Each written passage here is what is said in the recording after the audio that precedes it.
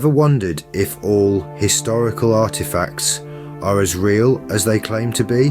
Welcome to the enigma of authenticity, a world where truth and deception intertwine in the most fascinating of ways. It's a world where history is not just about the past, but also about the stories we tell, the objects we cherish, and the truths we seek. History, as we all know, is a record of the past. It's an attempt to understand who we are and where we come from. But what happens when that record is tainted? When the objects we revere as relics of the past turn out to be nothing more than cleverly crafted deceptions? That's when we step into the intriguing world of historical hoaxes. Our fascination with history and its artifacts has given rise to an entire industry of forgery. This isn't a modern phenomenon, mind you. For as long as there has been a market for historical artifacts, there have been forgeries. Crafty artisans, cunning dealers, and unscrupulous collectors have all played a role in this elaborate game of deception. From the controversial Gospel of Jesus' Wife to the disputed James Ossuary to the dubious Mask of Queen Moctezuma, history is riddled with instances of deception that have left experts baffled and enthusiasts disheartened. Even ancient civilizations like the Maya and Mesopotamia aren't immune to this trend, with suspicious codices and cuneiform tablets raising eyebrows and questions.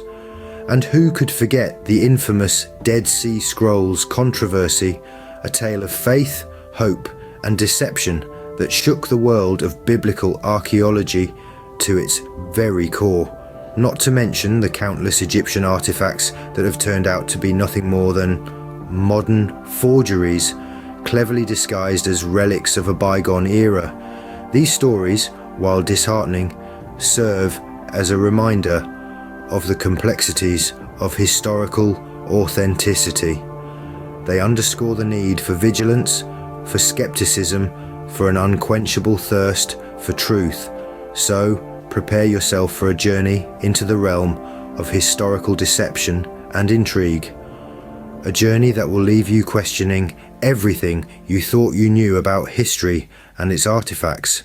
A journey that will take you into the heart of the enigma of authenticity. Imagine unearthing evidence of Jesus having a wife, or finding the earliest physical evidence of Jesus himself. This was the level of excitement that bubbled up when the Gospel of Jesus' Wife and the James Ossuary came into the public eye. Let's begin with the Gospel of Jesus' Wife. Back in 2012, a small papyrus fragment was introduced to the world as potential proof of Jesus having a wife. The fragment, inscribed with Coptic text, seemed to have Jesus referring to "my wife," but as tantalizing as this find was, it didn't take long for experts to cast doubt on its authenticity. The script and grammar had inconsistencies that didn't sit right with scholars, leading many to conclude that this gospel was likely a modern forgery. So instead of rewriting biblical history, the Gospel of Jesus' Wife ended up as a footnote in the annals of historical hoaxes. Now, let's turn our attention to the James Ossuary. This limestone burial box, inscribed with the Aramaic phrase, James, son of Joseph, brother of Jesus, gained significant attention in 2002. If genuine, it could have been the earliest physical evidence of Jesus, but alas, it wasn't meant to be. Forensic analysis of the inscription and scrutiny of the ossuary's provenance raised serious doubts about its authenticity. The final blow came in 2012 when the Israeli Antiquities Authority declared it a forgery, and the owner was subsequently charged with forgery-related offences. What could have been a monumental discovery turned out to be a clever ruse.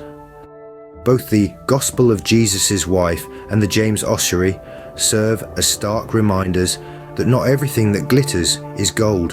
They remind us to approach historical finds with a healthy dose of skepticism and a keen eye for detail. These hoaxes may have initially fooled many, but in the end, the truth prevailed. Just when we thought we knew more about Jesus, we were left with more questions. From early Christian history to ancient Mesoamerican civilization, no era is safe from the trickery of forgers. Delve into the intriguing tales of the Lead Codices and the Mask of Queen Moctezuma. The year 2011 saw the emergence of an artifact that sparked both excitement and controversy: the Lead Codices. This collection of metal books, purportedly linked to early Christian history, held the promise of shedding new light on this pivotal era. Codices, etched with text and images, were initially hailed as a significant find. As experts scrutinized the artifacts, doubts about their authenticity started to creep in. In the inscriptions, iconography, and even the metal itself raised more than a few scholarly eyebrows. Concluded that these codices were not ancient treasures, but modern forgeries meticulously crafted to deceive both collectors and scholars. Promising artifact reduced to a fraudulent imitation. Shifting our focus to the 1960s, we stumble upon another notorious hoax, the Mask of Queen Moctezuma. This stone mask, presented as a relic of the powerful Aztec queen, was initially accepted with awe. As the mask underwent closer examination, it became apparent that this was not a genuine artifact. The mask was, in fact, a counterfeit, skillfully crafted to mimic the style of ancient Mesoamerican art. The supposed relic of a legendary queen was nothing more than a well-executed sham. Both the Lead Codices and the Mask of Queen Moctezuma serve as stark reminders of the cunning and persistence of forgers. Hoaxes not only deceive enthusiastic collectors, but also mislead dedicated scholars and distort our understanding of history. Excitement these artifacts initially caused only makes their eventual revelation as counterfeits all the more disappointing. So, as we delve into the past, we must tread carefully, for not all that glitters is gold, and not all that is old is authentic. Seems that the allure of unexplored history is a tempting playground for hoaxers. From ancient Mesopotamia to Egypt, forgers have certainly left their mark, shaping intricate webs of deception. Consider the cuneiform tablets from ancient Mesopotamia, for instance. These coveted clay tablets, etched with wedge-shaped marks, have been unveiled as modern forgeries upon closer inspection. These forgeries exploit the allure of knowledge and the charm of owning a piece of history. Likewise, the antiquities market is overflowing with counterfeit Egyptian artifacts, ranging from funerary masks to statues, and even inscribed tablets. These forgeries, crafted to mimic the genuine articles, often reveal their true origins through lurking inconsistencies, and we can't overlook the Mayan codices. These ancient texts, purportedly belonging to the ancient Mesoamerican Maya civilization, have sparked both controversy and skepticism. Some of these codices, despite their painstaking attention to detail, are suspected of being modern fabrications, their creators, aiming to mimic authentic pre-Columbian texts, have attempted to deceive not just collectors but also scholars committed to the study of these civilizations. These forgers, with their skilled hands and crafty minds, have skillfully infiltrated the antiquities world. Their creations, while impressive in their mimicry, are merely empty shells, falsely claiming historical significance. What's even more concerning is not just the forgeries, but the fact that these counterfeit items have managed to slip through the cracks, fooling even the most discerning eyes. This serves as a stark reminder that we must always vigilant in our quest for knowledge and pursuit of history, always questioning and scrutinizing. Indeed, in the face of elaborate hoaxes, even the most discerning eyes can be fooled. The Dead Sea Scrolls, one of the most significant archaeological finds of the 20th century, were not immune to forgery.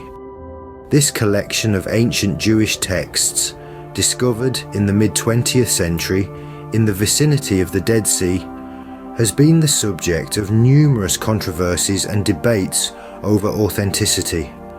One such case is the Museum of the Bible Fragments. In 2017, the Museum of the Bible in Washington, D.C. proudly announced the acquisition of several fragments of these precious scrolls. However, just a year later, the museum had to face the uncomfortable truth. 5 of its fragments were suspected to be modern forgeries, a revelation that sent shockwaves through the scholarly community. Another controversy emerged with the so-called post-2002 fragments. These fragments, which were initially presented as newly discovered pieces of the Dead Sea Scrolls, emerged on the market after 2002.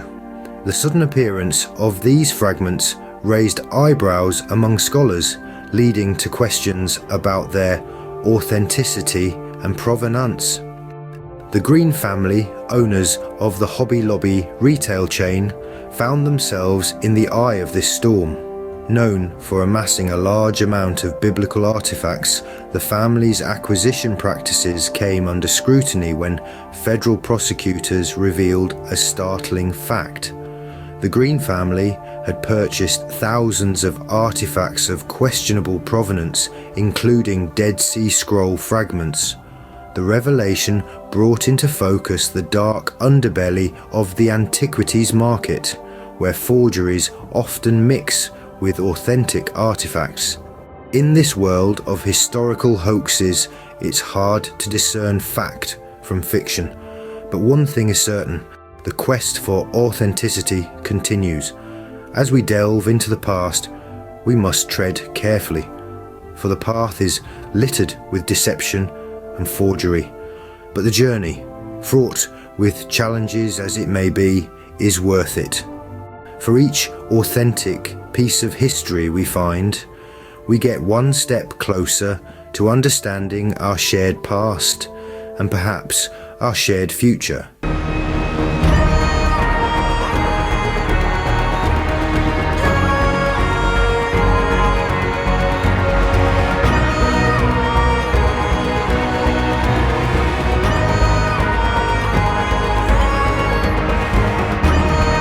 With a very rare exception, nobody is checking the claims of so-called history with regards to ancient history. So ancient Egypt, ancient Rome, ancient Greece, ancient China.